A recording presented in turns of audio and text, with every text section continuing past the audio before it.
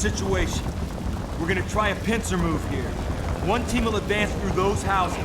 Another will advance up the street. Team 3 goes through that yard there.